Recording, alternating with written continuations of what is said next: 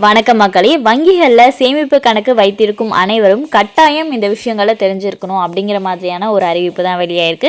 So அது என்ன அறிவிப்பு அப்படிங்கிற முழு விவரங்களையும் தெரிஞ்சுக்க வீடியோ கொஞ்சம் கூட ஸ்கிப் பண்ணாமல் கடைசி வரைக்கும் முழுமையாக பாருங்கள். இதுதான் முதன்முறையாக நம்ம வீடியோ பார்க்குறீங்கன்னா மறக்காமல் நம்ம சேனலை சப்ஸ்கிரைப் பண்ணிவிட்டு அந்த லைக் பட்டனை தட்டி விட்டுருங்க. வாங்க வீடியோக்குள்ளே போகலாம். சேமிப்பு கணக்குகளில் ரொக்க பரிவர்த்தனைகளுக்கான வரம்புகள் மற்றும் விதிமுறைகள் குறித்து பொதுமக்கள் தெரிந்து கொள்வது அவசியம். மேலும் இந்த வரம்புகளை மீறினால் ஏற்படும் விளைவுகள் என்னென்ன என்பதை பார்க்கலாம். சேமிப்பு கணக்கில் பணத்தை வைத்திருப்பதற்கான வரம்புகள் அல்லது ஒரு நாளில் அனுமதிக்கப்பட்ட பண பரிவர்த்தனைகள் எவ்வளவு என்று நீங்கள் எப்போதாவது யோசித்திருக்கிறீர்களா? வரி விதிகளின்படி ஏப்ரல் 1 முதல் மார்ச் 31 வரையிலான ஒரு நிதியாண்டில் சேமிப்பு கணக்கில் மொத்த ரொக்க வைப்பு அல்லது திரும்ப பெறுதல் ரூபாய் 10 லட்சத்திற்கு மிகாமல் இருக்க வேண்டும்.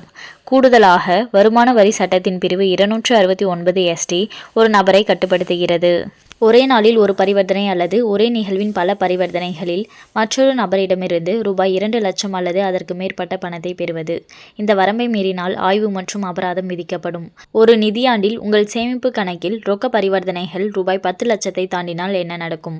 அத்தகைய எந்த நடவடிக்கையும் அதிக மதிப்புள்ள பரிவர்த்தனையாக தகுதி பெறுகிறது. வருமான வரி சட்டத்தின் பிரிவு 114B கீழ் இதுபோன்ற நிகழ்வுகள் குறித்து வருமான வரித்துறைக்கு அறிவிக்க நிதி நிறுவனங்கள் கடமைப்பட்டுள்ளன. மேலும் ஒரே நாளில் ரூபாய் 50,000க்கு மேல் ரொக்கமாக டெபாசிட் செய்தால் உங்கள் பான் கார்டை கட்டாயம் சமர்ப்பிக்க வேண்டும்.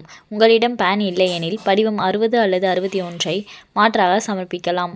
அதிக மதிப்புள்ள பரிவர்த்தனைகள் பல கணக்குகளில் பரவி இருந்தாலும் அவற்றை கண்காணித்து வருமான வரித்துறைக்கு வங்கிகள் புகார் அளிக்க வேண்டும். கணக்கு வைத்திருப்பவராக அனைத்து பண பரிவர்த்தனைகளும் முறையானவை மற்றும் ஆவணப்படுத்தப்பட்டவை என்பதை நீங்கள் உறுதி செய்ய வேண்டும்.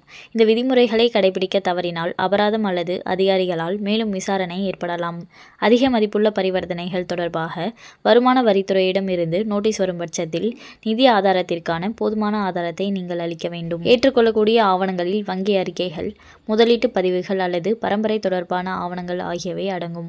எப்படி தொடர்வது என்பது பற்றி உங்களுக்கு நிச்சயமற்றதாக இருந்தால் ஒரு தொழில்முறை வரி ஆலோசகரிடம் கலந்தாலோசிப்பது செயல்முறையின் மூலம் உங்களுக்கு வழிகாட்டும் மற்றும் சட்ட தேவைகளுக்கு இணங்குவதை உறுதி செய்யும். இந்த வழிகாட்டுதல்களை புரிந்து கொள்வதன் மூலம் தனிநபர்கள் தங்கள் நிதி நடவடிக்கைகளை பொறுப்புடன் நிர்வகிக்கலாம். மேலும் நீங்கள் வருமான வரி அதிகாரிகளுடன் தேவையற்ற சட்ட சிக்கல்களை தவிர்க்கலாம். ஸோ யாரெல்லாம் சேமிப்பு கணக்கு வங்கிகளில் வைத்திருக்கீங்களோ அவர்கள் எல்லாரும் ஒரு வருடத்திற்கு எவ்வளோ பண பரிவர்த்தனைகள் மேற்கொள்ளலாம், அதை மீறினால் என்னென்ன சட்ட சிக்கல்களை சந்திக்க நேரிடும் அப்படிங்கிற முழு விவரங்களையும் பார்த்தோம். அண்ட் மேலும் இது போன்ற அரசாங்கம் சார்ந்த அனைத்து அப்டேட்களையும் உடனுக்குடனே தெரிஞ்சுக்கணும்னு நினச்சிங்கன்னா மறக்காமல் நம்ம சேனலை சப்ஸ்கிரைப் பண்ணி பக்கத்தில் இருக்க பெல்லைக்கான கிளிக் பண்ணி அதில் ஆளுங்கிற ஆப்ஷனை செட் பண்ணி வச்சுக்கோங்க. அப்போ தான் நம்ம அப்லோட் பண்ணுற வீடியோ உடனுக்குடனே உங்களுக்கு நோட்டிஃபிகேஷனாக வந்து சேரும். அது மட்டும் இல்லாமல் அந்த லைக் பட்டனை தட்டி விட்டுருங்க. Thanks for watching.